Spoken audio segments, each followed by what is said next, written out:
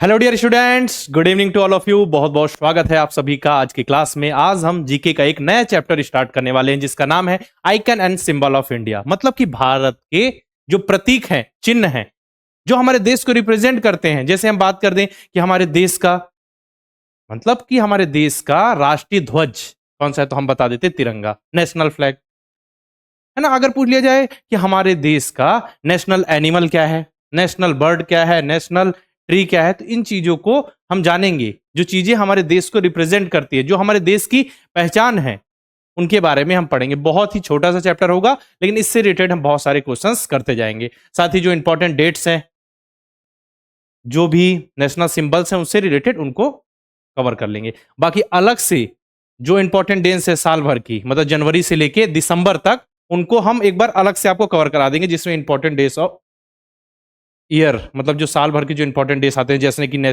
आपका national science day कब मनाया जाता है, पॉपुलेशन डे कब मनाया जाता है, एनवायरमेंट डे कब मनाया जाता है, यानी पर्यावरण दिवस। तो इन चीजों को हम कवर करते हुए चलेंगे। गुड इवनिंग बेटा, good evening, good evening, good evening, good evening. Prithu, Aakarsh, ready हो ना? अच्छा, फेवरेट चैप्टर है आपका? चलो, फेवरेट चैप्टर है तो फिर तो मजा ही आ जाना चाहिए आपको। अब बहुत सारी बातें ऐसी बताऊंगा जो आपको आइडिया नहीं होगा। जैसे एक बार बताया था आपको कि हमारे देश की कोई भी नेशनल लैंग्वेज नहीं है, कोई भी राष्ट्रीय भाषा नहीं है। आप सभी को कन्फ्यूज, अच्छा सर जी, हम तो अभी तक हिंदी को राष्ट्रीय भाषा समझते थे, लेकिन कोई भी आधिकारिक मतलब कि नेशनल लैंग्वेज नहीं है।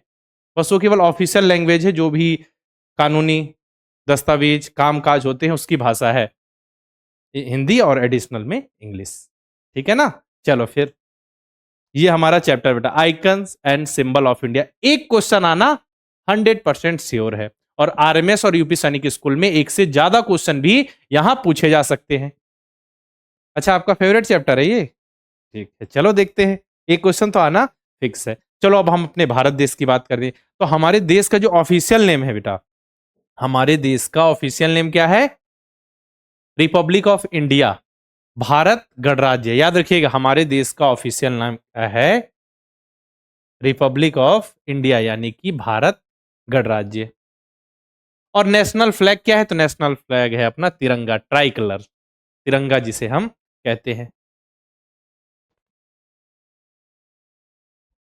ओके। और हमारे भारत देश में कितने राज्य हैं, कितने स्टेट हैं, और कितने यूटी यानी यूनियन टेरिटरी, केंद्र शासित प्रदेश है, जरा बता दो। तो हमारे भारत देश में 28 राज्य, अभी वर्तमान में करंट में बात करें तो 28 राज्य हैं और 8 केंद्र शासित प्रदेश हैं।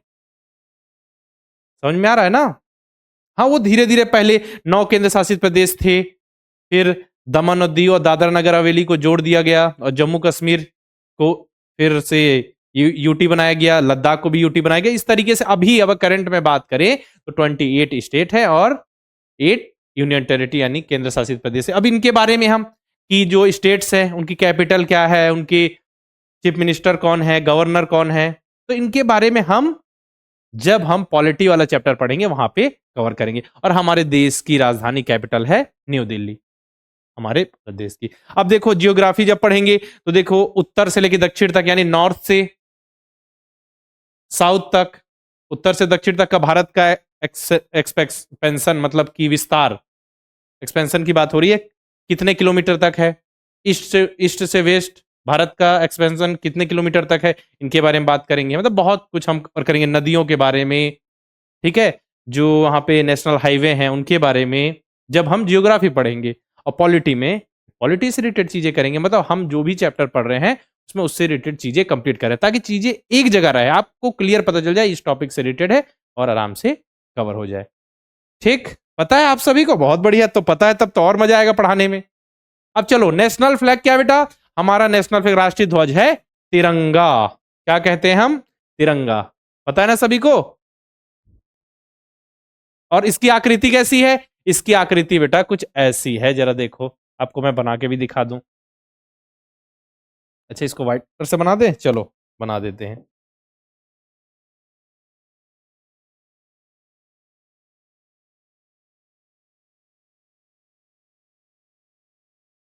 देखो, इसको प्रयास करते हैं बनाने का। सबसे ऊपर सैफ्रॉन कलर, जिसे हम केसरिया कहते हैं बेटा। कौन सा कलर? केसरिया।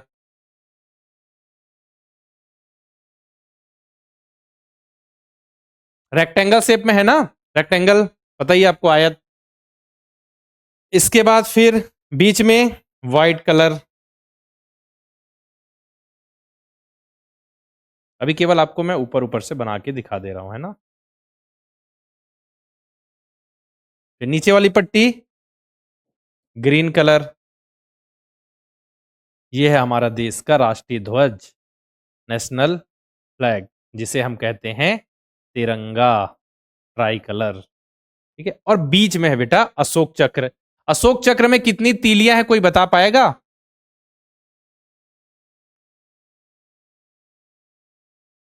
बताओ बेटा, अशोक चक्र में कितनी तीलियां हैं? देखो कितना अच्छा दिख रहा है कि नहीं। अच्छा, स्कूल में आपने क्या देखो कितना अच्छे से मैंने बना दिया। अशोक चक्र में 24 तीलियां हैं, 24 स्पोक्स हैं। वही लिखा हुआ है, the national flag of India is the rectangular, rectangular shape में। अगर देखिए क्वेश्चन आता है कि इसकी लंबाई और चौड़ाई, यानी कि लेंथ और ब्रीथ का रेशियो, तो लेंथ अगर ब्रीथ का, देखिए लेंथ यानी लंबाई और चौड़ाई का अगर रेशियो पूछ लिया जाए तो क्या होगा?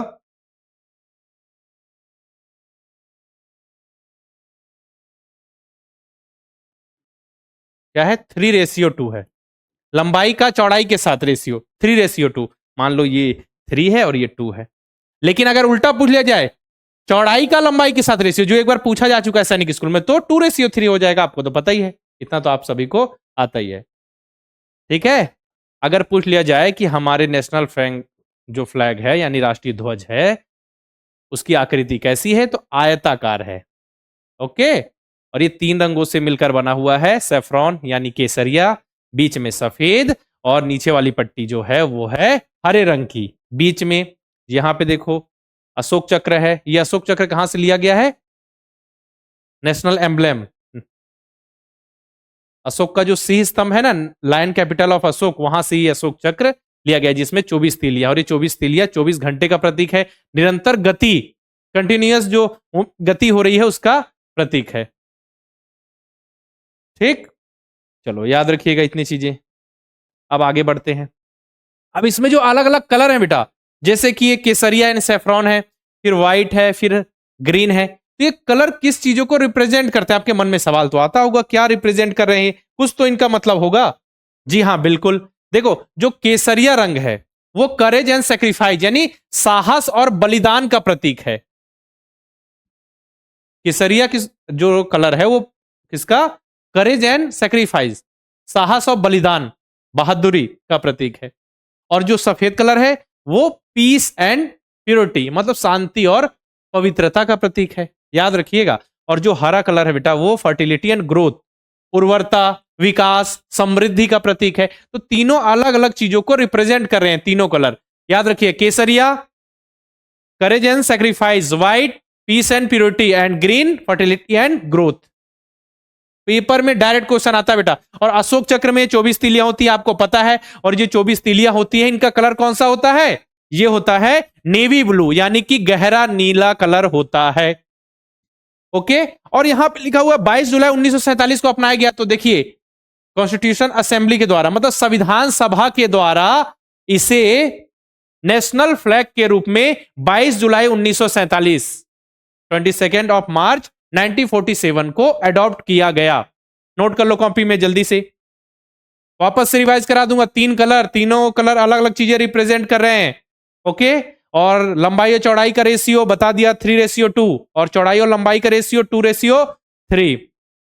अशोक चक्र में 24 तीलियां होती हैं। और अगर पूछा जाए कि नेशनल फ्लैग के रूप में तिरंगा को कब अपनाया गया, तो कब अपनाया गया? 22 जुलाई 1947 को। और जो नेशनल फ्लैग है, राष्ट्रीय ध्वज है, उसका डिजाइन किसने तैयार किया था? कोई बता पाएगा? डिजाइन किसने तैयार किया था? चलो एक क्वेश्चन मैं आपसे पूछ लेता हूं।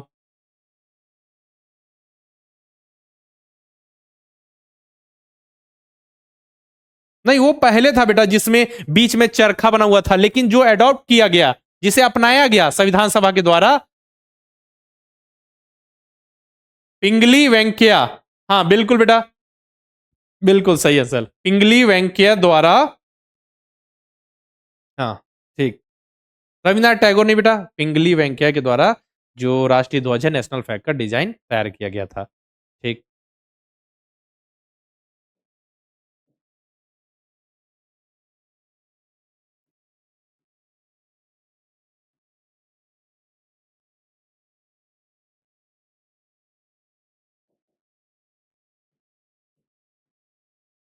ठीक, याद रखिएगा। चलो अब आगे बढ़ते हैं। अब नेशनल एंथम और नेशनल सॉन्ग की बात करेंगे। देखो कंफ्यूज नहीं होना बेटा, नेशनल एंथम अलग है और नेशनल सॉन्ग अलग है। जो हम जन गण मन गाते हैं ना, वो नेशनल एंथम है बेटा, वो राष्ट्रगान जिसे हम कहते हैं। और ये मूल रूप से ओरिजिनली किस भाषा में लिखा गया था? बांग्ला भाषा में। ठीक है, संस्कृत निष्ठ बांग्ला भाषा, मतलब मूल रूप से ये बांग्ला भाषा में था और इसका भी हम हिंदी रूप गाते हैं। ठीक है, इसको गाने की एक स्टैंडर्ड यानी मानक समयावधि है जो होती है 52 सेकेंड। ठीक है, एक स्टैंडर्ड टाइम है कि जनगण मन को हमको 52 सेकेंड में गाना है, एक स्टैंडर्ड टाइम है। अगर पूछ लिया जाए कि मानक टाइम क्या है, राष्ट्रगान यानी कि नेशनल एंथम। कंफ्यूज नहीं होना कभी भी, नेशनल सॉन्ग और नेशनल एंथम, बस नेशनल एंथम मतलब राष्ट्रगान होता है ना सभी के स्कूल में।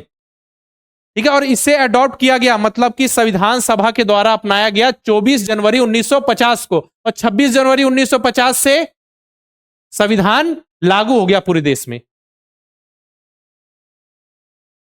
समझ में आ रहा है? ठीक, याद रखिएगा, बहुत सारे डेट्स बताऊंगा कि अभी हमने नेशनल फ्लैग की बात की, तो नेशनल फ्लैग को कब, बोलो जल्दी से, 22 जुलाई 1947 को संविधान सभा कॉन्स्टिट्यूशन असेंबली के द्वारा किया था।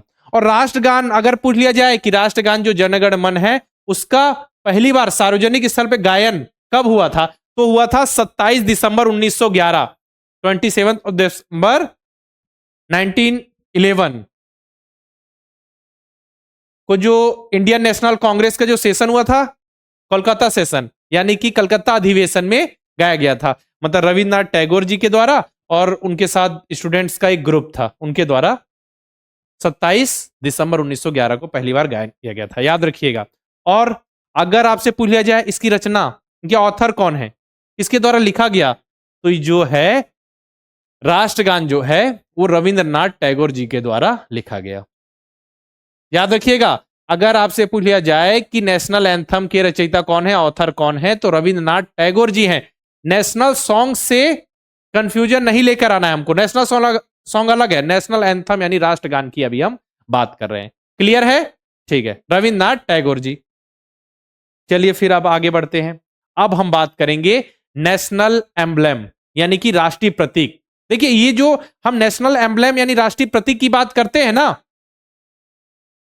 ये वास्तव में इंडिया का स्टेट एम्ब्लेम है, मतलब भारत का राज्य चिन्ह है, जिसे हम नॉर्मल बोलचाल की भाषा में नॉर्मली बोल देते हैं नेशनल एम्ब्लेम। ठीक है, अगर क्वेश्चन भी पूछ लिया गया तो आपको रेडी रहना है कि स्टेट एम्ब्लेम ऑफ इंडिया, ये ऑफिशियल नाम है बेटा।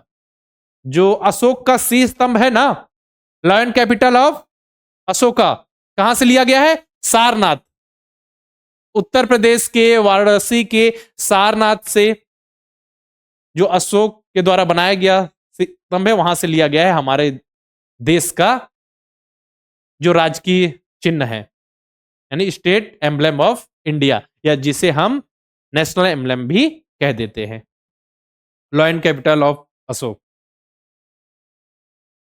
ये हमारे देश का समझो बेटा, यही प्रतीक है। नेशनल एम्ब्लेम बोल दो या फिर स्टेट एम्ब्लेम ऑफ इंडिया। इसमें आप देखिएगा, इसमें अलग अलग एनिमल्स हैं, शेर हैं, ठीक है, सिंह है यानी लॉयन है, इसमें हाथी है, घोड़ा भी है, बुल यानी कि सांड भी है, एलिफेंट भी है। तो उनकी हम अभी बात करने वाले हैं, कौन कौन से एनिमल हैं, क्या दर्शाते हैं।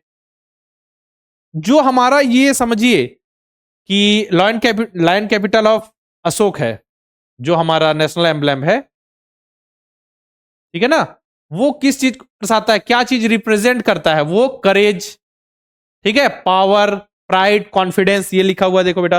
तो क्या है? शक्ति, साहस, गर्व और विश्वास को दिखाते हैं।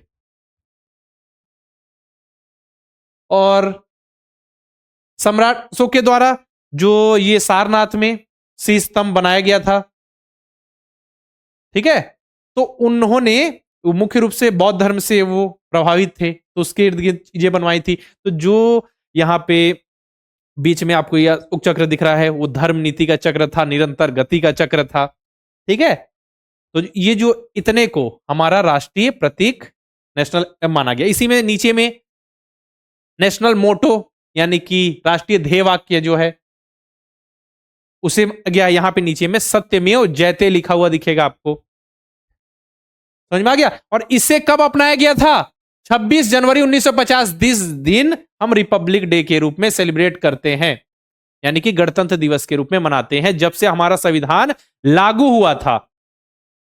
ओके ना, याद रखिए, कंफ्यूज नहीं होना। यहां पे देखो बेटा क्या है, देखो ये 4 लॉयन है, एशियाटिक लॉयन। इधर देखो एक, इधर एक, इधर एक और पीछे की तरफ एक। ठीक है, 4 एशियाटिक लाइन हो गए। साथ में ये जो नीचे पट्टी बनी हुई है इस तरीके की, ठीक है, यहां पे देखो ऐसा चक्र है, चक्र के बगल में आपको घोड़ा यानी हॉर्स दिख जाएगा। फिर इधर आपको देखिएगा, इधर बुल दिख जाएगा। फिर देखिए इसके बाद फिर से यहां पे ऐसा चक्र बना हुआ दिखेगा, अशोक चक्र। और उसके बाद फिर उस साइड आपको लायन दिख जाएगा, फिर एक चक्र बना हुआ दिखेगा। एक लाइन यहां भी है, याद रखिएगा, यहां 4 लाइन तो है और एक लाइन इधर भी है। ठीक है, और साथ में इधर आपको हाथी भी दिख जाएगा, मतलब 4 लाइन इधर, फिर एक यहां पे घोड़ा और एक सांड, एक हाथी और एक शेर और है, और बीच सबके बीच में एक एक चक्र ऐसा बना दिया गया है। क्लियर है ना। तो जो शेर है बेटा वो किसको रिप्रेजेंट करता है? बहादुरी को। ठीक है, हॉर्स जो है वो एनर्जी को, एलिफेंट ताकत को, और बुल जो है वो कड़ी मेहनत परिश्रम को रिप्रेजेंट करता है। ये तो नॉर्मली माना जाता है। ठीक है, और जो सम्राट अशोक के द्वारा इसकी स्थापना की गई थी तो वहां उनका था कि ये जो है ये धर्म चक्र को डिनोट कर रहे हैं, और भगवान गौतम बुद्ध की जो जीवन की घटनाएं थी उनको रिप्रेजेंट किया जा रहा है। जैसे कि यहां पे अगर बात करें हाथी की, तो सफेद हाथी जो उनकी माता थी भगवान गौतम बुद्ध की, उनको सपने में सफेद हाथी का बनाया था, फिर गौतम बुद्ध जी की उनका जन्म हुआ था। ठीक है, इसके बाद जो उनका घोड़ा था, घोड़ा रिप्रेजेंट करता है जब उन्होंने घर से गृह त्याग किया 29 वर्ष की उम्र में, तो उनके घोड़े का क्या नाम था? कंठक। ठीक है, तो घोड़ा उसको रिप्रेजेंट कर रहा है।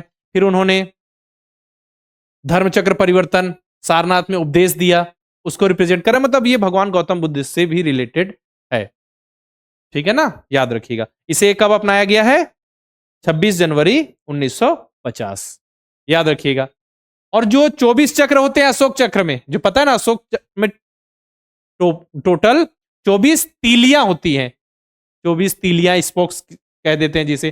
तो 24 स्पोक्स रिप्रेजेंट 24 आवर। एक दिन में 24 घंटे होते हैं, तो जो 24 स्पोक्स हैं, तीलियां हैं, उसी को रिप्रेजेंट करती हैं। ठीक है, समय के गतिमान की, समय लगातार चलता जा रहा है, समय किसी के लिए नहीं रुकेगा, आपके लिए भी नहीं रुकेगा, समझो, मेहनत करते चलो, इसको रिप्रेजेंट कर रहा है। साथ ही सम्राट अशोक के द्वारा, क्योंकि ये जो हमारा नेशनल एम्ब्लेम है वो लिया कहां गया? सारनाथ के अशोक के शीश स्तंभ, यही तो हमारा नेशनल एम्ब्लेम है ना। Lion capital of Ashoka at Sarnath, Sarnath से लिया गया है, उत्तर प्रदेश के वाराणसी के सारनाथ। ठीक है, और जो ये अशोक चक्र है वो धर्म नीति का चक्र है, द साइकिल ऑफ धर्म एंड नीति, और निरंतर गति, कंटिन्यूअस मूवमेंट को रिप्रेजेंट इसके द्वारा किया जाता है कि समय गतिमान है, चलता ही रहता है। ओके, चलो फिर अब आगे बढ़े। अब देखो जो ये शेर हैं, ठीक है, जो लॉयन थे, नेशनल एम्ब्लेम या फिर आपका स्टेट एम्ब्लेम ऑफ इंडिया की बात कर रहे हैं, लॉयन कैपिटल ऑफ अशोक, वहां पे जो भी एनिमल्स हैं वो किसको किसको रिप्रेजेंट कर रहे हैं, तो देख लेते हैं जरा। जो 4 एशियाटिक लॉयन है वो किसको रिप्रेजेंट कर रहे हैं? पावर, करेज, प्राइड, कॉन्फिडेंस। तो अगर नॉर्मल भी आपसे पूछ लिया जाए कि जो हमारा लायन कैपिटल ऑफ अशोक है, यानी अशोक का जो शीश स्तंभ है, जो नेशनल एम्ब्लेम, वो किस चीज को रिप्रेजेंट करता है? तो यही पावर, करेज, प्राइड, कॉन्फिडेंस को ही रिप्रेजेंट किया जाता है। घोड़ा बेटा ये ऊर्जा को, एनर्जी को रिप्रेजेंट कर रहा है। ठीक है, इसके बाद ये हाथी, स्ट्रेंथ, ताकत को रिप्रेजेंट किया जा रहा है हाथी के द्वारा, और बुल यानी कि सांड के द्वारा कड़ी मेहनत, हार्ड वर्क को रिप्रेजेंट किया जा रहा है।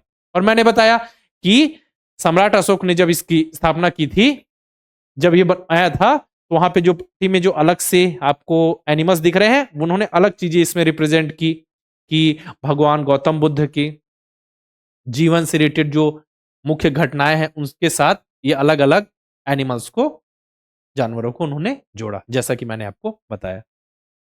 ठीक है, चलो एक बार मैं वापस से आपका टेस्ट ले लेता हूं। चलो ये बता दो कि नेशनल फ्लैग का डिजाइन किसने तैयार किया था, कौन बताएगा जल्दी से। हाँ, नोट्स मैं प्रोवाइड कर दूंगा, क्वेश्चन तो पूछूंगा और आज आप सभी को रुकना है। चलो जल्दी से, जल्दी बताओ किसने किया था, यहां लिख के भी मैंने बता रखा है आपको, जल्दी से बता दो। हाँ मैं पूछूंगा अभी।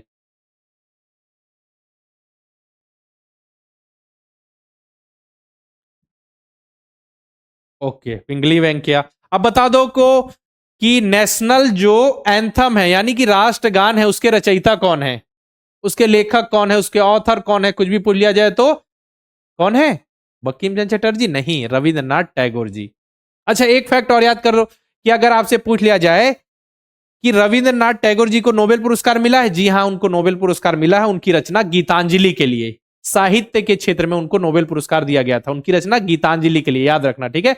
और जब राष्ट्रगान की रचना हुई, ठीक है, तो वो मूल रूप से बांग्ला भाषा में, संस्कृत निष्ठ बांग्ला, नॉर्मल बांग्ला भाषा में लिखा गया था, जिसका भी हम हिंदी वर्जन देते हैं, याद रखिएगा। ओके, अब आगे चले बेटा।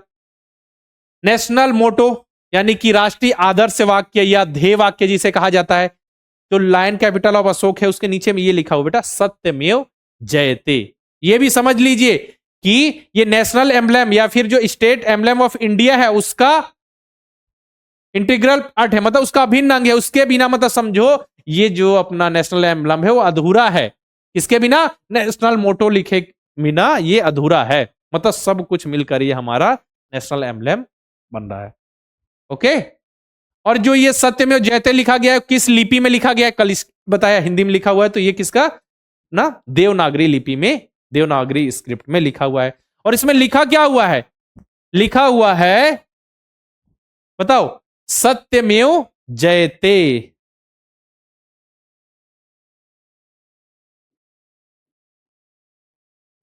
इसका मतलब क्या है देखो, इसका मतलब क्या है, सत्य की हमेशा विजय होती है।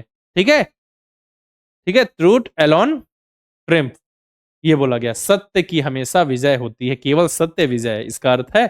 और यहां सत्यमेव जयते हमारा क्या है, नेशनल मोटो, राष्ट्रीय आदर्श वाक्य। ठीक है, अब देखो ये जो प्रतीक है, नेशनल एम्ब्लम है, ठीक है, यह स्टेट एम्ब्लम ऑफ इंडिया, उसका जो डिजाइन है वो किसने तैयार किया, तो उसका डिजाइन जो तैयार किया गया था पूरा, वो है दीनानाथ भार्गव द्वारा और उनकी टीम के द्वारा, ये हेड थे। ठीक है बेटा प्रियांश, क्लियर है बेटा, यहां तक चीजें जल्दी से बताओ फिर हम आगे बढ़े, क्वेश्चंस तो मैं कराऊंगा ही, बहुत सारे क्वेश्चंस मिलेंगे आपको। ये सब नहीं पूछेगा बेटा, देखो हर क्वेश्चन कुछ भी पूछेगा कि सर जी ये पहले कब किसने किया था, ये सब डेटा बिल्कुल, ये तो अलग से देखना पड़ता है ना बहुत, आप अलग सा क्वेश्चन, ऐसे नहीं क्वेश्चन नहीं आएंगे, है ना, घबराओ मत। याद रखना नेशनल फ्लैग का जो डिजाइन था वो पिंगली वेंकैया के द्वारा तैयार किया गया था। और अगर पूछ लिया जाए कि जो नेशनल एम्ब्लम है, जो प्रतीक चिन्ह है, ठीक है, डिजाइन द एम्ब्लम मतलब पूरी तरीके से इसको, इसमें सत्यमेव जयते हित, उसका डिजाइन दीनानाथ भार्गव जी के द्वारा तैयार किया गया था। चलो नेक्स्ट आगे बढ़े। अब देखो अभी इससे पहले हमने नेशनल एंथम, नेशनल एंथम देख लिया ना, क्या था नेशनल एंथम, राष्ट्रीय गान जिसे हम कह रहे थे जनगण मन। अब नेशनल सॉन्ग की बात करेंगे, नेशनल सॉन्ग यानी कि राष्ट्रगीत, राष्ट्रगीत वंदे मातरम, वंदे मातरम, आप सभी को पता होगा ना, स्कूल में गाते होंगे। ठीक है चलो, अब इसकी रचना किसके द्वारा लिखा गया आपसे पूछा जाएगा, तो ये बंकिम चंद्र चटर्जी या फिर बंकिम चंद्र चट्टोपाध्याय, दोनों नाम लिखे हो तो बिल्कुल आप आंसर आएगा। मूल रूप से ये संस्कृत भाषा में लिखा गया था, याद रखिए, बस इसमें कंफ्यूजन, एक बार हिंदी वाले बच्चे देख लो कि राष्ट्रगान का मतलब है जनगण मन, राष्ट्रगीत का मतलब है वंदे मातरम, इंग्लिश में नेशनल एंथम मतलब जनगण मन, और नेशनल सॉन्ग मतलब सिंपल सा वंदे मातरम, कंफ्यूज बस नहीं होना है। ठीक है, तो मतलब समझो जो हाँ, ये जो लिया गया था उनकी जो उपन्यास था, उनके उपन्यास आनंद मठ से लिया गया था। उन्होंने जो वंदे मातरम लिखा, तो वंदे मातरम में समझिए कि वंदे मातरम पूरा गीत हो गया, ठीक है, लेकिन उसके केवल स्टार्टिंग के 2 ही छंद लिए गए, 2 वर्सेस, केवल 2 छंद लिए गए, जिसे नेशनल सॉन्ग के रूप में मान्यता प्राप्त हुई, जिसे नेशनल सॉन्ग के रूप में अपनाया गया। ये कहां से लिया गया था? उनके उपन्यास से। वंदे मातरम को बंकिम चंद्र चट्टोपाध्याय या बंकिम चंद्र चटर्जी के उपन्यास, ठीक है, उनका जो नोवेल था आनंद मठ, जिनकी रचना उन्होंने की थी 1882 1882 में इनकी रचना की थी, उससे लिया गया था। क्या? ये जो नेशनल सॉन्ग है, राष्ट्रीय गीत है। अब राष्ट्रीय गीत जो वंदे मातरम है, ठीक है, तो वंदे मातरम के भी पहले केवल 2 ही छंद यूज किए गए, जिसे हम नेशनल सॉन्ग के रूप में गाते हैं। ठीक, इसके बाद आगे चलते हैं बेटा। इसे भी देखो, जब नेशनल एंथम को कब अपनाया गया, कब अडॉप्ट किया गया? 24 जनवरी 1950। तो बिल्कुल इसको भी बेटा 24 जनवरी 1950 को अडॉप्ट किया गया। और नेशनल जो एंथम था, यानी कि राष्ट्रीय गान था, उसको सबसे पहले सार्वजनिक रूप से कब गाया गया था? 27 दिसंबर 1911 को कांग्रेस के कलकत्ता अधिवेशन में। उसी प्रकार अगर नेशनल सॉन्ग यानी राष्ट्रीय गीत की बात करें, तो इसे सबसे पहले 1896 1896 में रविंद्रनाथ टैगोर जी के द्वारा कलकत्ता अधिवेशन में गाया गया था। अब ये मत बोलना कि सर जी ये तो नेशनल सॉन्ग है और इसकी रचना बंकिम चंद्र चट्टोपाध्याय ने की या चटर्जी ने की, तो इसे रविंद्रनाथ टैगोर जी द्वारा कैसे गाया गया? तो बिल्कुल बेटा ये बिल्कुल करेक्ट फैक्ट है, ठीक है, इनके द्वारा गाया गया था सबसे पहले। और रचना अगर पूछे जाए कि रचना किसने की थी, तो बिल्कुल बंकिम चंद्र चटर्जी, ठीक है, चट्टोपाध्याय। ऑथर कौन थे? सिंपल सा, अगर आपसे पूछ लिया जाए कि नेशनल एंथम के ऑथर कौन थे? रविन्द्रनाथ टैगोर। नेशनल सॉन्ग के ऑथर कौन है? बंकिम चंद्र चटर्जी। और पहली बार गाया गया रविन्द्रनाथ, अगर हम नेशनल एंथम की बात करें, राष्ट्रगान की, तो 1911 में रविन्द्रनाथ टैगोर जी के द्वारा, उनके स्टूडेंट के ग्रुप के द्वारा 1911 में कलकत्ता अधिवेशन में। और नेशनल सॉन्ग को भी 1896 में रविन्द्रनाथ टैगोर जी के द्वारा कलकत्ता अधिवेशन में गाया गया था। ओके, चलो फिर आगे बढ़े। अब देखो, किसी को पता है नेशनल फेस्टिवल भी होते हैं? बताओ, किस किसको पता है? हमारे धार्मिक त्योहार, अलग अलग धर्मों के हिसाब से जो त्योहार है, उनके बारे में तो पता है हमको, ठीक है, जो रिलीजियस जो फेस्टिवल्स होते हैं। लेकिन यहां पे बात हो रही राष्ट्रीय त्योहार की, नेशनल फेस्टिवल की। तो नेशनल फेस्टिवल देखो बेटा 3 ही हैं अभी तक, 3, ठीक है। कौन कौन से? इंडिपेंडेंस डे 15 अगस्त, 15 अगस्त को हम नेशनल फेस्टिवल के रूप में सेलिब्रेट करते हैं। राष्ट्रीय त्योहार की बात हो रही है, हमको यह पता होना चाहिए कौन कौन से 3 नेशनल फेस्टिवल हैं। राष्ट्रीय त्योहार, इंडिपेंडेंस डे स्वतंत्रता दिवस, क्योंकि 15 अगस्त 1947 को हमारा देश आजाद हुआ था, ठीक। इसके बाद एक 26 जनवरी रिपब्लिक डे, गणतंत्र दिवस। क्यों? क्योंकि 26 जनवरी 1950 को हमारे देश में संविधान लागू हुआ था। और संविधान बनकर तैयार कब हुआ था? 26 नवंबर 1949, 26 ऑफ नवंबर 1949 को एडॉप्ट किया गया था, इसे अपनाया गया था, बनकर रेडी हो गया था। और लागू कब किया गया? 26 जनवरी 1950 को, ठीक है। कॉन्स्टिट्यूशन डे यानी संविधान दिवस कब मनाया जाता है? तो संविधान दिवस 26 नवंबर को मनाया जाता है। हाँ बेटा, अभी क्लास चलेगी, अभी बिल्कुल आराम का समय नहीं है, अब बिल्कुल क्लास चलेगी, लंबी चलेगी। और आज और पूरे क्वेश्चंस की प्रैक्टिस करा के जाऊंगा, इस चैप्टर को मैं कंप्लीट करा के जाऊंगा, एग्जाम नजदीक है, ठीक है ना। चलो फिर आगे बढ़े। गांधी जयंती, ये भी नेशनल फेस्टिवल के अंतर्गत है। 3 नेशनल फेस्टिवल हैं गांधी जयंती, क्योंकि गांधी जी का जो जन्म है वो 2 अक्टूबर 1869 में गुजरात के पोरबंदर नामक स्थान में हुआ था। तो उनकी जो जन्म दिवस है, जो उनकी जयंती है, उनको हम नेशनल फेस्टिवल के रूप में मनाते हैं। तो ये 3 नेशनल फेस्टिवल हैं, उसके अलावा कोई नहीं। चलो फिर आगे बढ़े। नेशनल कैलेंडर की बात करें, तो आप सभी जो अभी कैलेंडर देखते हो ना, वो ग्रिगोरियन कैलेंडर है, जो जनवरी से लेकर दिसंबर तक, जनवरी फरवरी मार्च अप्रैल मई जून ऐसा लिखा रहता है, वो अलग है। लेकिन हमारा जो नेशनल कैलेंडर है बेटा, वो है शक कैलेंडर, ठीक है। अब जो शक युग है, शक संवत है, उसकी शुरुआत कब हुई, वो हमसे कितना आगे कितना पीछे, इसकी हम अभी बात करेंगे। देखो बेटा, शक कैलेंडर हमारा नेशनल कैलेंडर है, ठीक है। शक युग की अभी हम बात करेंगे। इसका जो पहला महीना होता है वो चैत्र होता है। चैत बैसाख जेठ आषाढ़ पता है ना? ठीक है, बाकी तो याद करने की जरूरत नहीं, बस इतना याद रखो कि जो पहला महीना होता है वो चैत्र होता है।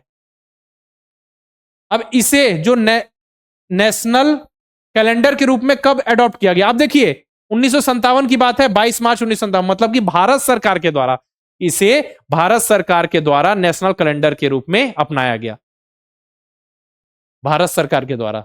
ठीक है ना? और अगर बात करें कि जो ये शक कैलेंडर है, शक संवत है, इसकी स्थापना, शक युग की स्थापना किसके द्वारा की गई? तो कुषाण एम्पायर यानी कुषाण वंश के जो राजा कनिष्क थे उनके द्वारा,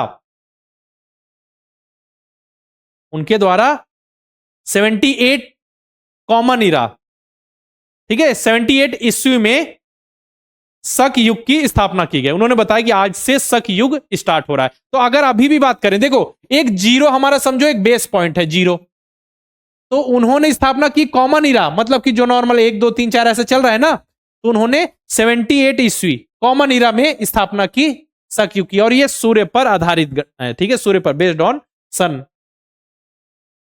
तो 78 की मतलब कि नॉर्मल जीरो से 78 ईयर बाद, मतलब 78 ईस्वी में की, तो जो उनका पहला सग युग था जो 78 नॉर्मल कॉमन ईरा है, तो वहां एक। तो उसी प्रकार अगर हम बात करें कि वो हमसे कितने पीछे हो गए, जो नॉर्मल ईयर अभी चल रहा है कॉमन ईरा, उससे 78 साल पीछे। कैसे? समझो बात को कि उन्होंने शक संवत की स्थापना की कब? 78 ईस्वी में, 78 कॉमन ईरा में। मतलब 78 कॉमन इरा में उनका 1 2 3 स्टार्ट हुआ, जबकि जीरो से 78 हो चुका था। तो अभी अगर हम बात करें कि 2025 के हिसाब से, ठीक है, 2025 के हिसाब से बात करेंगे, तो अभी अगर आपसे पूछ लिया जाए कि कौन सा शक संवत चल रहा है, तो आप इसको 78 से माइनस कर दो। 78 से माइनस करने पे आ जाएगा आपका कितना? 1947, शक संवत 1947। अभी कौन सा चल रहा है बेटा? शक संवत 1947। अगर वैसे ही होगा, अगर पूछा जाएगा आपसे कि 2030 है नॉर्मल ईयर कॉमन ईरा, तो शक संवत कौन सा है? तो शक संवत कौन सा होगा? इसमें से 78 माइनस कर दो, तो 78 माइनस करने पे क्या आएगा बेटा? बताओ। 1952। ये शक संवत है। बोलो, क्लियर है सभी को? मतलब समझो जो नॉर्मल कॉमन इरा स्टार्ट होता है उसके 78 साल के बाद, मतलब 78 साल वो पीछे थे जब उस स्थापना की। पीछे मतलब वो पीछे नहीं थे, मतलब बताने के लिए आपको बता रहा हूं कि नॉर्मल जो कॉमन इरा स्टार्ट हुआ उससे 78 साल के बाद उन्होंने शक संवत, शक युग की स्थापना की। तो जब 78 नॉर्मल पहुंच चुके थे तब उनका 1 2 स्टार्ट हुआ। मतलब कि हम जो 2025 में है, 2026 में है, तो शक संवत हमसे 78 साल पीछे है। ठीक है ना? आप समझ में आ गया होगा आप सभी को। ठीक। इसके बाद एक होता है विक्रम संवत बेटा। ये लूनी सोलर, मतलब कि ये चंद्र और सौर पर आधारित है, उनकी गणना पर आधारित होता है ये जो आपका विक्रम संवत है, विक्रम युग है। ठीक है, लेकिन हमारा नेशनल कैलेंडर तो शक संवत है, विक्रम संवत नहीं। तो विक्रम संवत को लेकर इसकी शुरुआत किसने? अलग अलग मत है। कोई यहाँ पे कहते हैं कि उज्जैन के राजा विक्रमादित्य के द्वारा, कभी कभी ये कहा जाता है चंद्रगुप्त सेकंड के द्वारा। ठीक है, युद्ध विजय के बाद विक्रमादित्य की उपाधि ली गई, तो ये विक्रम संवत की स्थापना की गई। तो ये अलग अलग मत है, उनके बारे में अभी तो हमको उतना नहीं जानना, सिंपल सा। ठीक है, विक्रम संवत की शुरुआत कब हुई? 57 ईसा पूर्व। अब देखो बेटा, ईसा पूर्व, बीसी मतलब बिफोर क्राइस्ट, मतलब ईसा मसीह के जन्म से 57 वर्ष पहले। मतलब जो नॉर्मल 0 1 2 3 4 स्टार्ट होता है उससे 57 वर्ष पहले ही हो गया था। समझो।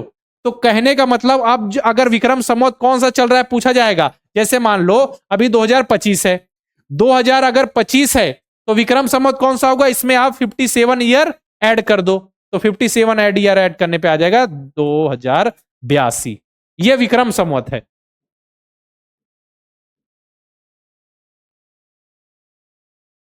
ठीक, याद रखिएगा। और ये क्या है बेटा? ये जो है शक संवत।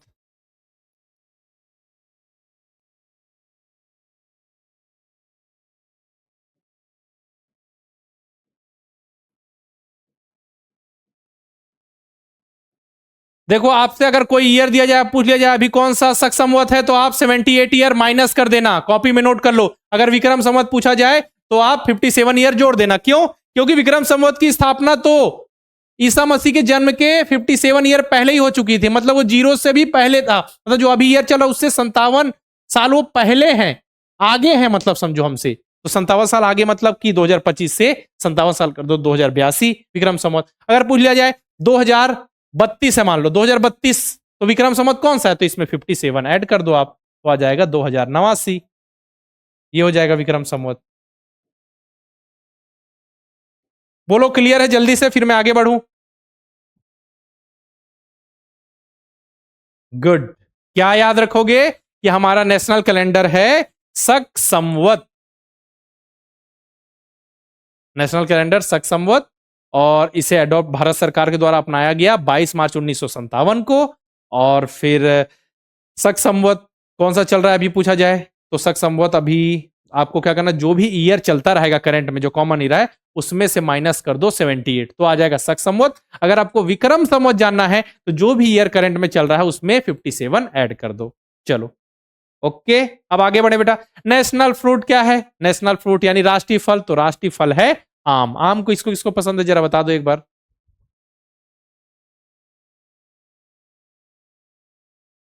जल्दी से बता दो, नेशनल फ्रूट है, राष्ट्रीय फल है आम। आम किसको किसको पसंद है, याद रखिएगा। और अब अच्छा कोई बच्चा मुझे बता पाएगा कि मैंगो का साइंटिफिक नेम क्या है? कौन बताएगा, जल्दी से बताओ, मैंगो का साइंटिफिक नेम क्या है, जल्दी से।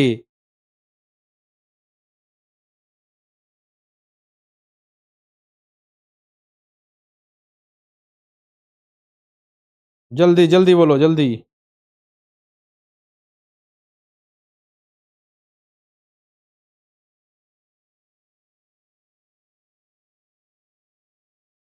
क्या है? ठीक, गुड। मैंगी फेरा इंडिका, गुड। मैंगी फेरा इंडिका नोट कर लो, चलो।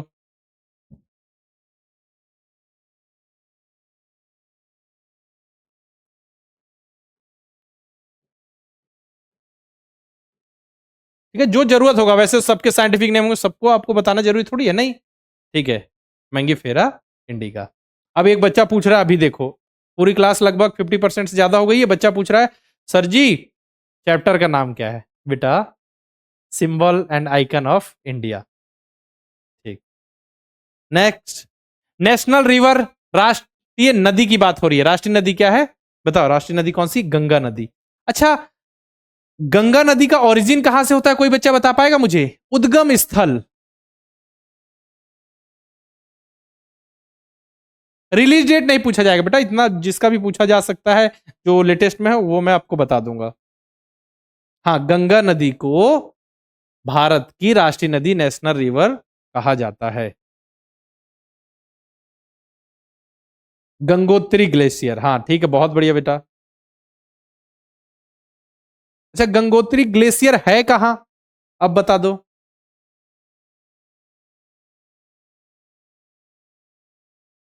ठीक है, ठीक है बेटा, वेरी गुड, सभी को पता है ना। हाँ, अभी मैं जब जियोग्राफी पढ़ाऊंगा तो जितने भी जो रिवर्स हैं उनके ओरिजिन, उद्गम स्थल के बारे में बताऊंगा, यमुना, गंगा, ठीक है, रिवर्स के बारे में जितनी जानकारी हो सके मैं सब कुछ आपको क्लियर करते चलूंगा। उत्तराखंड, ठीक, गंगोत्री ग्लेशियर से होती है। हाँ, उसका स्पेसिफिक जो प्लेस है उनके बारे में भी आपको मैं बता दूंगा। नेक्स्ट आगे चले। नेशनल ट्री, राष्ट्रीय पेड़, राष्ट्रीय पेड़ भी, अच्छा राष्ट्रीय पेड़ क्या है? बरगद का पेड़, बनियान ट्री। और जो ये बरगद का पेड़ है ये लॉन्गिटिविटी और इमोर्टलिटी का प्रतीक है, यानी कि दीर्घायु और अमरता का प्रतीक है ये, जो आपका ये नेशनल हमारा ट्री है, राष्ट्रीय पेड़ है। इमोर्टलिटी और लॉन्गिटिविटी मतलब कि दीर्घायु और अमरता का प्रतीक है, बरगद का पेड़, इंडियन बरगद, है ना। नेशनल एनिमल, जब भी आपसे नेशनल एनिमल की बात हो, राष्ट्रीय पशु पूछा जाए, तो कभी भी कोई बच्चा ये नहीं बोलेगा कि हमारा नेशनल एनिमल केवल टाइगर है, केवल बाघ है। नहीं, पूरा नाम लेना है, रॉयल बंगाल टाइगर। क्या बोलोगे? Royal Bengal tiger. ठीक है ना, याद रखना, रॉयल बंगाल टाइगर। क्लियर है?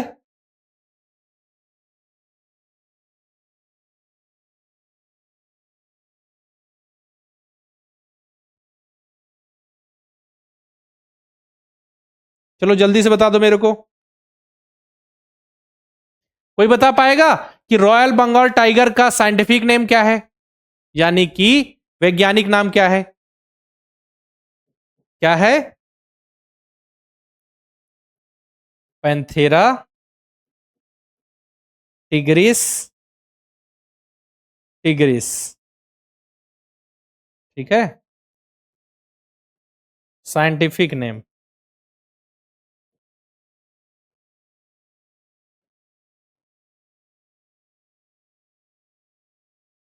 ये रखना याद, यहां भी मैंने लिखवा रखा है ना, कहा जहां जरूरत पड़ेगा मैं वहां पे लिखवाते चलूंगा।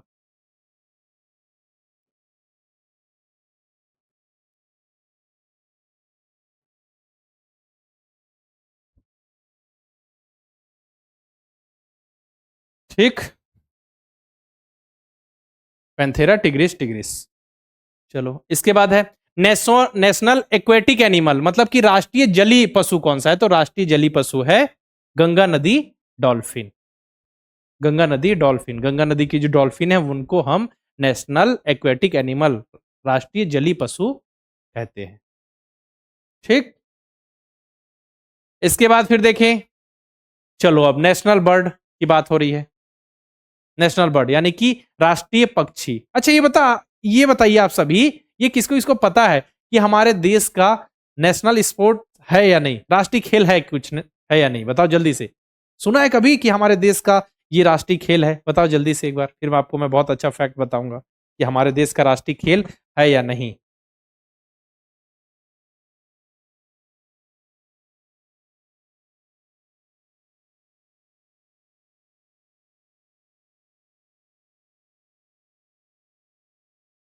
जल्दी से बोलो, जल्दी से।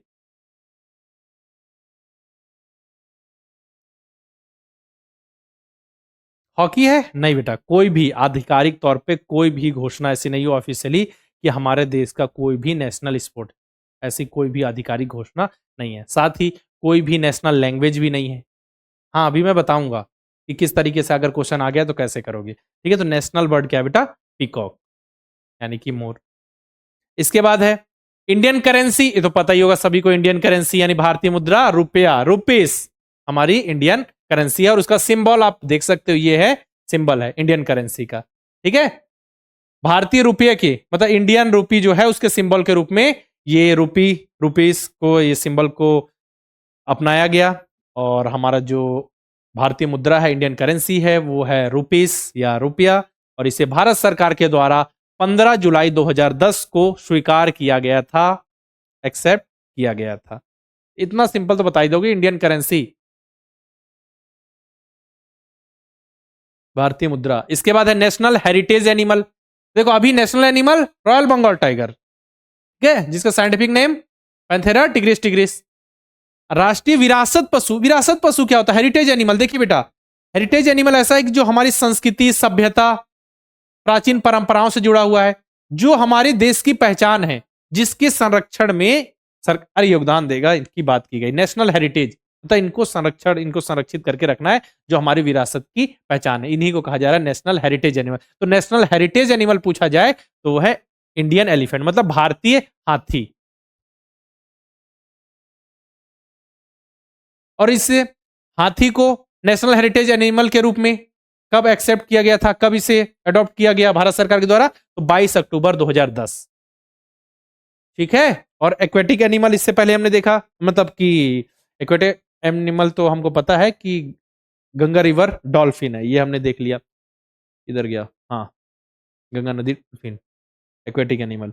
मैं कहना चाह रहा था जो हमारे जो इंडियन करेंसी है, यानी भारतीय जो मुद्रा है, उसे कब एक्सेप्ट किया गया भारत सरकार के द्वारा कि ये रुपया, रुपीस, और जो इसका सिंबल होगा ये 15 जुलाई 2010 को, और 22 अक्टूबर 2010 को हाथी को नेशनल हेरिटेज एनिमल के रूप में एक्सेप्ट किया गया।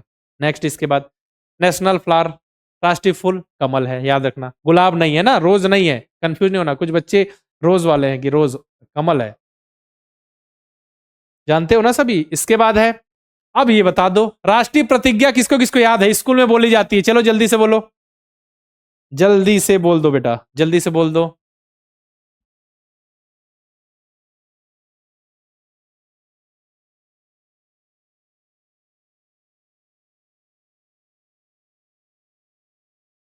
देखते हैं कौन कौन बताएगा, पता है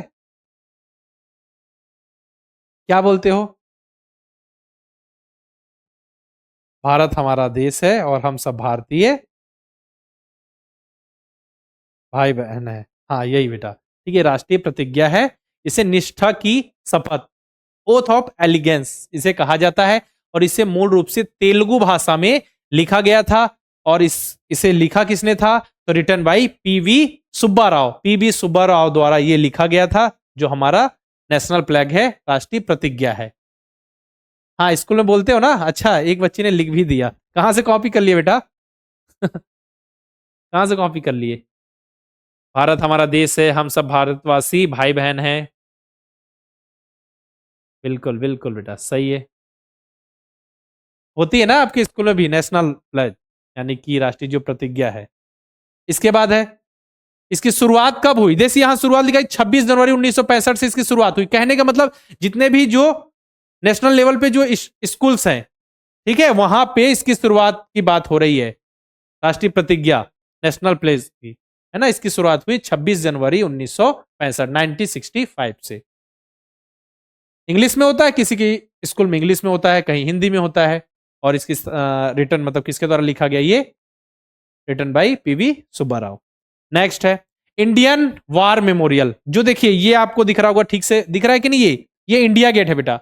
जैसे इंडिया गेट को नॉर्मल नेशनल मोन्यूमेंट कुछ है नहीं, लेकिन कभी कभी मान लिया जाता है, नॉर्मली बोला जाता है कि नेशनल मोन्यूमेंट यानी कि राष्ट्रीय स्मारक जो है वो है इंडिया गेट, वो लेकिन ऑफिशियली नहीं है, बस नॉर्मल दिया जाता है, ठीक है। अब लेकिन ये नेशनल वार मेमोरियल, युद्ध क्या है, राष्ट्रीय युद्ध स्मारक, ये कहाँ है, न्यू दिल्ली में स्थित है बेटा। ये देखो ये इंडिया गेट है, इंडिया गेट के पीछे में यहाँ पे ये बना हुआ है वॉर मेमोरियल, मतलब जो भी स्वतंत्रता के बाद जो युद्ध में शहीद होते हैं सैनिक, उनकी याद में ये बनाया गया है, यहाँ पे उनकी लिस्ट होती है, उनकी याद में बनाया, कहा है, न्यू दिल्ली में। ये इंडिया गेट है, इंडिया गेट के पीछे में, इंडिया गेट के आगे जाओगे तो राष्ट्रपति भवन है, गए होगे बहुत सारे बच्चे घूमने। हाँ ऑफिशियली तेलुगु लैंग्वेज में लिखा गया था, जो नेशनल ऑथ है, नेशनल जो प्रतिज्ञा प्लेज, देखा है आपने, ज्योति लक्ष्मी, ओके, राजनारायण। हाँ और तेलुगु कहाँ की ऑफिशियल लैंग्वेज है, तेलंगाना और आंध्र प्रदेश, रिवाइज ऐसे कर लिया करो। चलो अब देखो कुछ जो आपके लिए जरूरी जानकारी, इंपॉर्टेंट क्लैरिफिकेशन, महत्वपूर्ण स्पष्टीकरण, जो आपके मन में डाउट रहते हैं, जो सवाल रहते हैं। देखो एक तो नेशनल गेम, नेशनल स्पोर्ट बोला जाता है, या नेशनल गेम कौन सा है, राष्ट्रीय खेल। तो आप सभी नॉर्मली क्या जानते हो कि हॉकी हमारे देश का नेशनल गेम है, नेशनल स्पोर्ट्स है, राष्ट्रीय खेल है।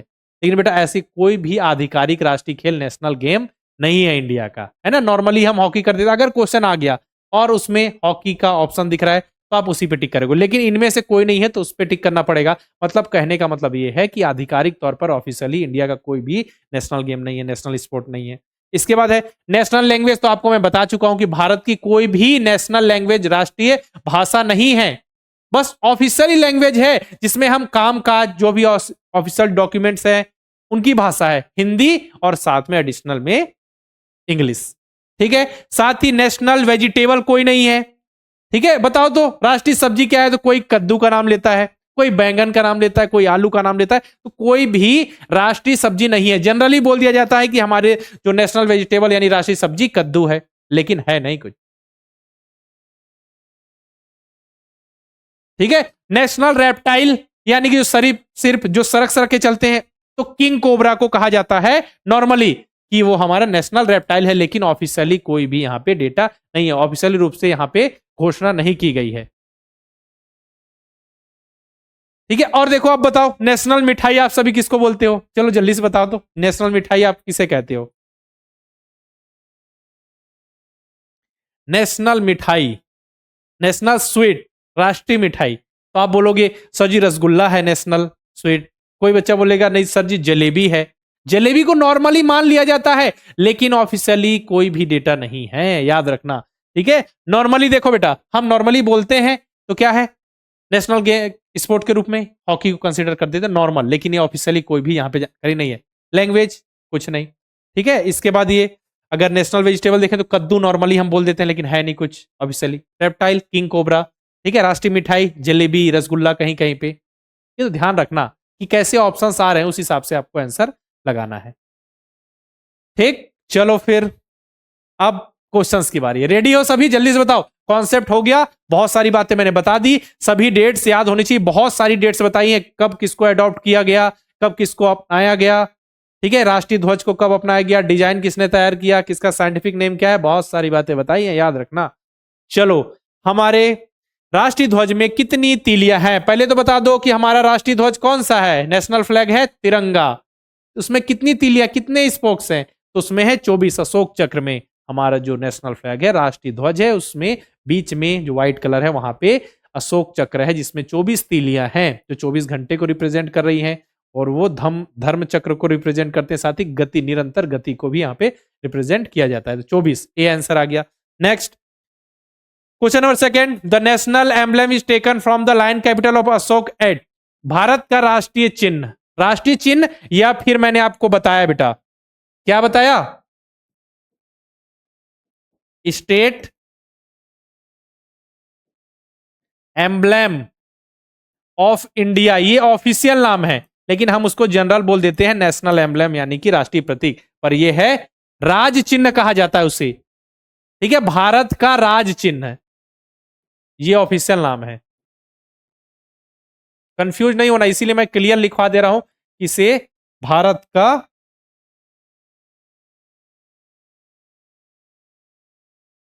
राज चिन्ह कहा जाता है।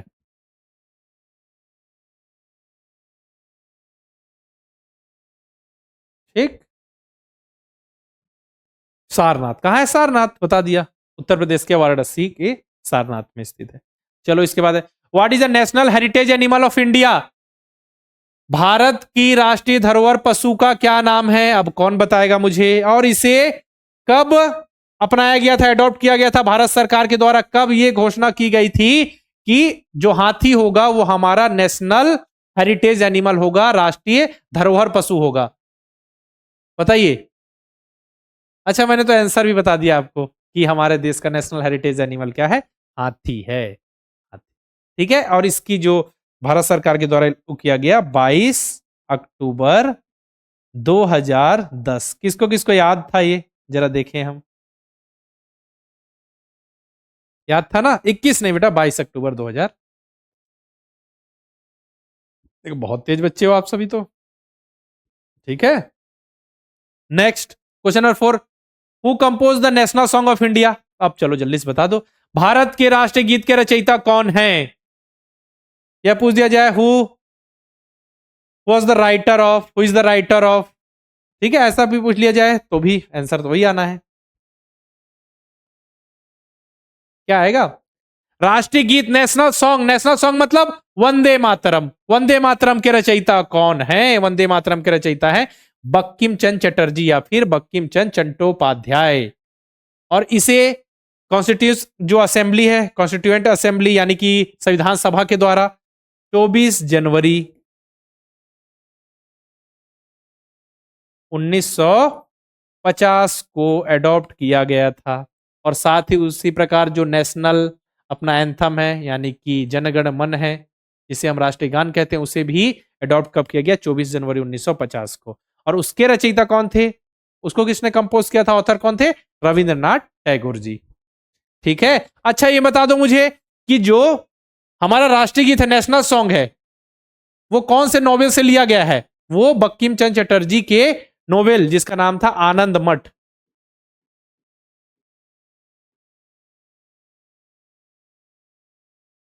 आनंद मठ से लिया गया है, बिल्कुल याद रखिएगा। और ये जो वंदे मातरम की जो स्टार्टिंग की जो 2 छंद हैं, केवल उन्हीं को राष्ट्रीय गीत के रूप में दर्जा प्राप्त है, मतलब राष्ट्रीय गीत नेशनल सॉन्ग के रूप में अपनाया गया है। वंदे मातरम की पहले 2 छंद। ठीक, चलो इसका आंसर तो हो गया। और आप नेशनल एंथम पूछ लिया जाए तो रविन्द्रनाथ टैगोर जी का नाम आ जाएगा। Next, what is the official name of India? India का यानी भारत का ऑफिशियल नेम क्या है? भारत गणराज्य, republic of India. Option number B. कर लोगे ना सारे क्वेश्चन? ए कौन बोल रहा है बेटा? नहीं, आधिकारिक नेम, ऑफिशियल नेम की बात हो रही है तो रिपब्लिक ऑफ इंडिया यानी कि भारत गणराज्य। Next, when was the Indian national flag adopted? भारतीय राष्ट्रीय ध्वज कब अपनाया गया था? चलो जल्दी से बता दो कि जो हमारा नेशनल फ्लैग था उसे कब अपनाया गया था? 22 जुलाई 1947, 26 जनवरी 1950, 22 जुलाई 1946 या फिर इनमें से कोई नहीं? तो हमारा जो नेशनल फ्लैग था उसे अपनाया गया था भारतीय संविधान सभा के द्वारा, विधानसभा के द्वारा 22 जुलाई 1947 को। एक in which language was the national anthem originally written? अब देखो, नेशनल एंथम की बात हो गई, मतलब कि राष्ट्रगान की बात हो रही। राष्ट्रगान के रचयिता कौन थे? राष्ट्रगान के रचयिता थे रविंद्रनाथ टैगोर जी। और इसे मूल रूप से किस भाषा में लिखा गया था? इसे मूल रूप से बंगाली भाषा में लिखा गया था। और जो अपना नेशनल सॉन्ग था यानी कि राष्ट्रीय गीत वंदे मातरम, उसे मूल रूप से संस्कृत भाषा में लिखा गया था। ठीक है ना? और राष्ट्रीय गान को मूल रूप से बंगाली भाषा में लिखा गया था और उसके हम अभी हिंदी वर्जन को गाते हैं। और मानक टाइम, स्टैंडर्ड टाइम है 52 सेकेंड। नेक्स्ट है question number 8, which of the following animal is not in the national emblem of India? चलो बता दो कि निम्न में से कौन सा जानवर ऐसा है जो भारत के राष्ट्रीय प्रतीक यानी कि नेशनल एम्बलम ऑफ इंडिया बोल दो या फिर स्टेट एम्बलम ऑफ इंडिया, मतलब कि भारत के राजकीय चिन्ह, राज्य चिन्ह में नहीं है। तो पहले कौन कौन से हैं? लायन है बेटा, लायन है, पता है आपको। इसके बाद एलिफेंट है, एलिफेंट के बाद बुल है यानी सांड है, और हॉर्स है। देखो यहां पे बुल गिवन है, ठीक है, एलिफेंट भी है, हॉर्स भी है, कैमल ऊंट नहीं है बेटा। तो जो नहीं है वही तो अपना आंसर होगा। जो नहीं है, पूछा भी तो यही है, तो आंसर होगा बेटा डी। अगर हमको पता है सारी चीजें तो हम तो कैसे भी क्वेश्चन बना सकते हैं ना। ठीक, इसके बाद है what is the national motto of India? राष्ट्रीय आदर्श वाक्य, ध्येय वाक्य। भारत का राष्ट्रीय आदर्श वाक्य क्या है? नेशनल मोटो क्या है? सर्वे भवन्तु सुखिना। बोलो बोलो। भारतीय प्रतिज्ञा, नेशनल प्लेस की बात नहीं हो रही है, यहां बात हो रही है नेशनल मोटो, राष्ट्रीय आदर्श वाक्य। सर्वे भवन्तु सुखिना नहीं। कभी आशा ना छोड़े, नेवर लीव होप नहीं। सत्यमेव जयते बेटा, जो कि लॉयन कैपिटल ऑफ अशोक यानी कि अशोक के जो सी स्तंभ है उसमें नीचे में सत्यमेव जयते देवनागरी लिपि में, देवनागरी स्क्रिप्ट में लिखा हुआ है। और इसके कंप्लीट डिजाइन को तैयार किया था दीनानाथ भार्गव जी के द्वारा। यह सत्यमेव जयते, सत्य की हमेशा विजय होती है। ठीक, next question number 10, who design the national emblem of India? जल्दी से बता दो। भारत के राष्ट्रीय प्रतीक, या फिर इसे कहा जाएगा, याद रखना बार बार बोल रहा हूं मैं, अगर स्टेट एम्बलम ऑफ इंडिया लिखा हो तो भी उसका वही मतलब है, भारत का राज्य चिन्ह। और या फिर नेशनल एम्बलम लिखा हो, नेशनल एम्बलम या फिर स्टेट एम्बलम ऑफ इंडिया। किसने डिजाइन किया? ठीक है, तो कंप्लीट डिजाइन किया था दीनानाथ भार्गव जी ने। ठीक है, चलो नेक्स्ट क्वेश्चन, क्वेश्चन नंबर 11 फिर आगे। Which of the following is not a national festival of India? निम्नलिखित में कौन सा भारत का राष्ट्रीय त्योहार नहीं है? तो कौन सा ऐसा त्योहार है जो भारत का नेशनल फेस्टिवल नहीं है? तो बता पाओगे कोई? रिपब्लिक डे है, गांधी जयंती है, इंडिपेंडेंस डे, ये तीनों तो सर जी ने बताया है कि ये तो है। रिपब्लिक डे 26 जनवरी को, ठीक है, गांधी जयंती 2 अक्टूबर को, ठीक है, इंडिपेंडेंस डे 15 अगस्त को, नेहरू जयंती ये नहीं है, ये नेशनल फेस्टिवल नहीं है। और ये कब मनाया जाता है बेटा? 14 नवंबर को।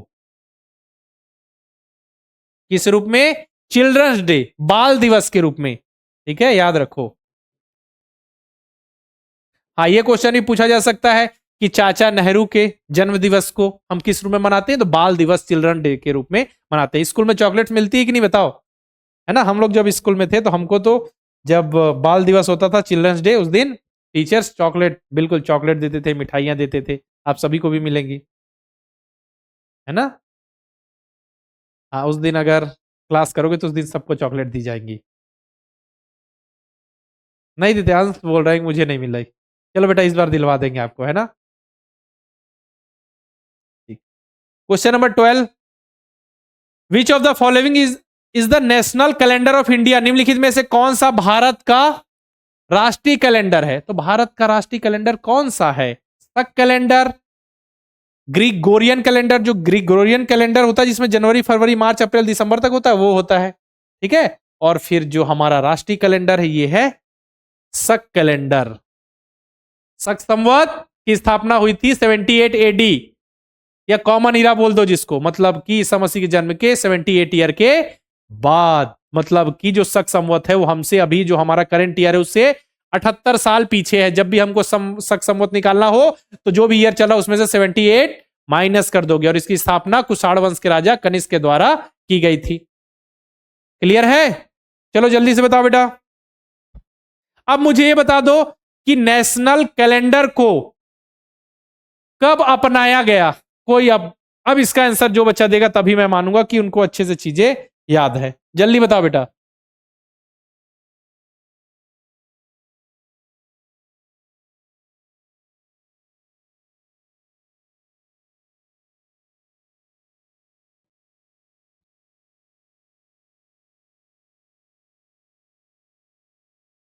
जल्दी जल्दी जल्दी। 26 जनवरी 1965। याद करो, ये सही है। नहीं बेटा, नेशनल प्लेस था, जो राष्ट्रीय प्रतिज्ञा थी उसे सभी स्कूलों, जो नेशनल स्तर पर जो स्कूल हैं वहां लागू किया था 26 जनवरी 1965 को। लेकिन पूछा जा रहा राष्ट्रीय कैलेंडर को कब अपनाया गया? 22 मार्च 1957 भारत सरकार के द्वारा। 22 मार्च 1957। ठीक है, यहाँ पे जो ईयर की मतलब जो साल की शुरुआत होती है कौन से महीने से होती है? महीने की शुरुआत चैत्र। ठीक है, चैत्र महीने से। ठीक है, चैत बैसाख, किसको किसको याद है? अपने आप पेरेंट्स से एक बार पूछेगा, चैत बैसाख जेठ आषाढ़ सावन भादो कुंवर कार्तिक, है ना, उनको याद होगा। हाँ बिल्कुल, उनको याद रहता है ये पहले के समय में, है ना, मेरी भी मम्मी बताती है मुझे।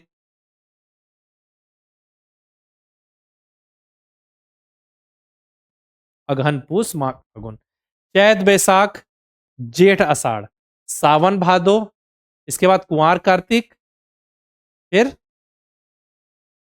अगहन पूस माघ फागुन। ये सीक्वेंस होता है। याद है मेरे को? अच्छा, देवेंद्र कह रहे मुझे याद है। चलो तो बोल के दिखाओ सीक्वेंस से। हाँ, एक बार सीक्वेंस से लिखो जल्दी से, तब तक मैं भी पानी पी लूं। तब तक आप जल्दी से लिखो। हाँ,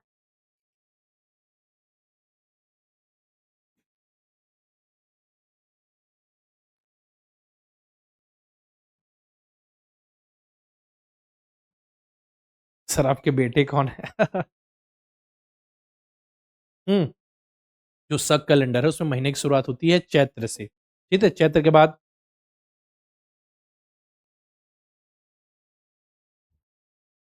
ठीक है, चैत बैसाख जेठ आषाढ़ सावन भादो कुंवर कार्तिक या अश्विन कार्तिक, इसके बाद अगहन पूस माघ फागुन, ये सीक्वेंस है।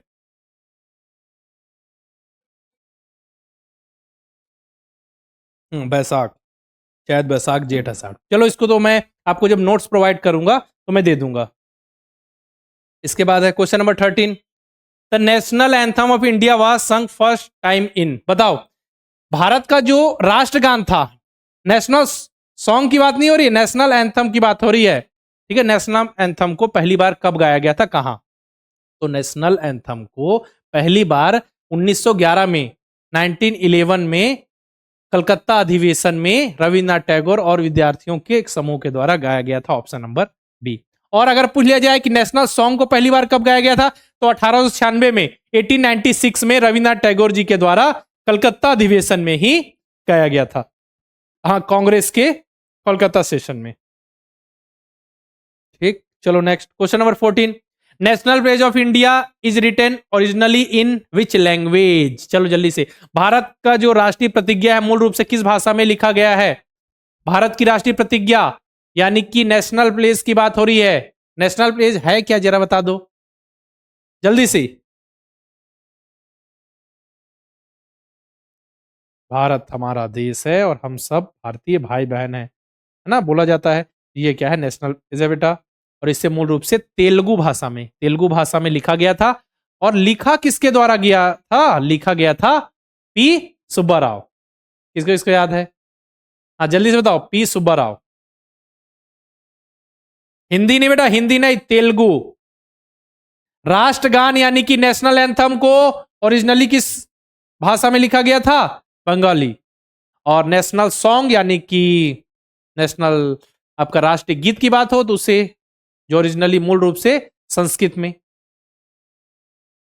और फिर ये नेशनल इज यानी कि राष्ट्रीय प्रतिज्ञा को तेलुगु।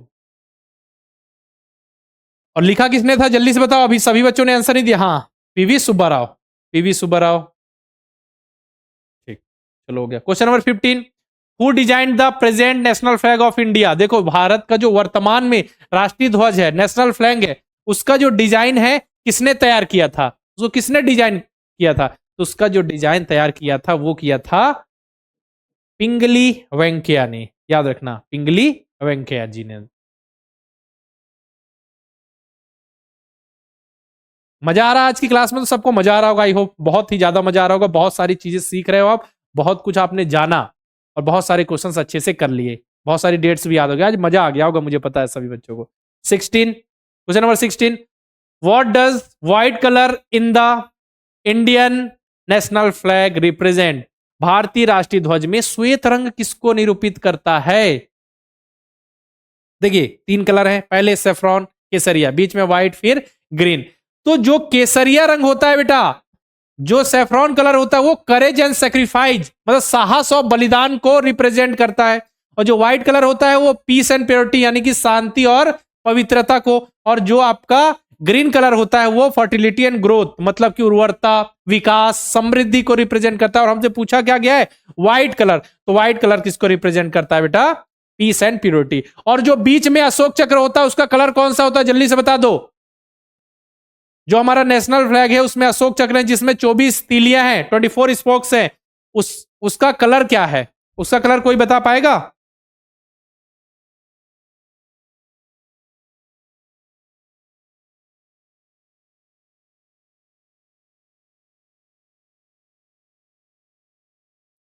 हाँ, गहरा नीला, नेवी ब्लू, नेवी ब्लू जैसा, ठीक है, नेवी ब्लू। नेक्स्ट क्वेश्चन चलते हैं बेटा, question number 17, what is the ratio of width to the length of national flag of India? देखो विड्थ टू द लेंथ मतलब चौड़ाई का लंबाई के साथ अनुपात बताना है। तो चौड़ाई का लंबाई के साथ अनुपात मतलब ये हो गया बेटा 2:3। अगर लंबाई का चौड़ाई के साथ होता तो 3:2 होता। याद रखना, कंफ्यूज मत होना, ये सैनिक स्कूल के एग्जाम में पूछा गया, उल्टा घुमा दिया गया था। लंबाई का चौड़ाई के साथ नहीं, चौड़ाई का लंबाई के साथ पूछ लिया गया। ठीक है, चलो संदेश। Next question number 18, who was the first to host the flag of Indian independence abroad? मतलब कि विदेश में सबसे पहले भारतीय स्वतंत्रता का ध्वज किसने फहराया? भारतीय स्वतंत्रता का ध्वज मतलब उस समय स्वतंत्रता से रिलेटेड संग्राम चल रहे थे भारत की आजादी के लिए। तो पूछा जा रहा है स्वतंत्रता संग्राम का ध्वज है भारत से बाहर विदेश में सबसे पहले किसने फहराया था? तो सबसे पहले फहराया था मैडम भीका जी कामा के द्वारा। याद रखिएगा, क्वेश्चन इंपॉर्टेंट है, पूछ लिया जाएगा, हिस्ट्री का क्वेश्चन है, ठीक है, मॉडर्न हिस्ट्री का। मैडम भीका जी कामा के द्वारा पहली बार भारतीय ध्वज को भारत के बाहर फहराया गया था भारतीय स्वतंत्रता के। तो आप बोलोगे सर देखो क्या हो रहा है बेटा, जो फ्लैग है ना वो क्या हुआ, धीरे पहले से रेडी था लेकिन उसमें धीरे धीरे कुछ कुछ चेंज किए गए। पहले देखा होगा उसमें चरखा लगा हुआ था, फिर बीच में उसमें अशोक चक्र जोड़ा गया, तो धीरे धीरे उसमें नया डिजाइन किया गया, फिर फाइनली एक अडॉप्ट किया गया कि इसे अपनाते हैं हम, है ना। जैसे आप देख रहे होगे कि नेशनल सॉन्ग है, नेशनल एंथम है, ठीक है, उसको कब 1896 में गाया गया, कहीं 1911 में गाया गया, समझ में आ रहे हो ना। और उसे अपनाया गया कब? 24 जनवरी 1950 को। समझ रहे हो ना बात कि कब फाइनली अपनाया गया। हाँ, मैडम भीका जी कामा द्वारा 1907 में कराया गया था। चलो next question number 19, who has written सारे जहां से अच्छा हिंदुस्तां हमारा सॉन्ग? सारे जहां से अच्छा गीत के लेखक कौन है, किसने लिखा? और ये क्वेश्चन सैनिक स्कूल में आया हुआ क्वेश्चन है बेटा, कि बता दो जरा। रविन्द्रनाथ टैगोर जी ने? रविन्द्रनाथ टैगोर जी ने तो नेशनल एंथम यानी राष्ट्रीय गान की रचना की। बंकिम चंद्र चटर्जी द्वारा या चट्टोपाध्याय जी के द्वारा किसकी रचना की गई? नेशनल सॉन्ग यानी कि राष्ट्रीय गीत वंदे मातरम की। तो फिर कौन है? मोहम्मद इकबाल बेटा, मोहम्मद इकबाल जी के द्वारा सारे जहां से अच्छा गीत लिखा गया था। अब लास्ट क्वेश्चन, ये आज का लास्ट क्वेश्चन है और ये आरएमएस के एग्जाम में पूछा गया क्वेश्चन है। The national emblem of India adapted from the lion capital of Ashoka symbolized, मतलब बोला जा रहा है अशोक के शीश स्तंभ से अनुकूलित भारत का जो राष्ट्रीय प्रतीक है, यानी कि वही state capital of sorry state emblem of India की बात हो रही है। नेशनल एम्बलम बोल लो या स्टेट एम्बलम ऑफ इंडिया बोलो, मैं बार बार बता रहा हूं, अगर दोनों लिखा हो तो सेम ही है, ठीक है। हम नॉर्मली इसको ऐसा बोल देते हैं, लेकिन ऑफिशियल क्या है? National state emblem of India. जो राष्ट्रीय प्रतीक है वो किसका प्रतीक है? तो जो हमारा नेशनल एम्बलम है यानी कि अशोक का शीश स्तंभ, लायन कैपिटल ऑफ अशोक, वो किसको रिप्रेजेंट करता है? Power, courage and confidence, option number A. ठीक है बेटा, इस तरीके से इस चैप्टर की हमने कर दी समाप्ति, स्वाहा, खेल खत्म। इन कल नेक्स्ट चैप्टर स्टार्ट करेंगे और इस चैप्टर को हमने बहुत ही बेहतरीन ढंग से समझा। सभी बच्चे मुझे एक बार बता दो कि जितना भी मैंने कराया क्लियर तो है ना? अगर इससे रिलेटेड एक भी क्वेश्चन आएगा तो छूटेगा तो नहीं? कर लोगे ना आसानी से? और जितने भी क्वेश्चन कराया सब कुछ क्लियर है? मजा आ गया? एक बार जल्दी से बता दो, जल्दी से। हाँ, मैं आपको प्रैक्टिस सीट चैप्टर टेस्ट धीरे धीरे प्रोवाइड करते जाऊंगा, घबराओ मत, सब कुछ मिल जाएगा। मजा आ गया? क्वेश्चंस कर लिए ना बेटा? ठीक। और ऐसा करूंगा मैं, जो आपके जो हिंदी महीनों के नाम है, चैत बैसाख जेठ आषाढ़, वो सीक्वेंस से मैं लिख के आपको दे दूंगा। और साथ ही जो साइंटिफिक नेम है जो अलग से लिखा हुआ नहीं था, तो नोट्स में जब मैं दूंगा तो वो सभी चीजें वहां पे लिखी हुई आपको दिख जाएंगी। ठीक है, नोट्स में आपको जब प्रोवाइड करूंगा तो चीजें मैं लिख दूंगा।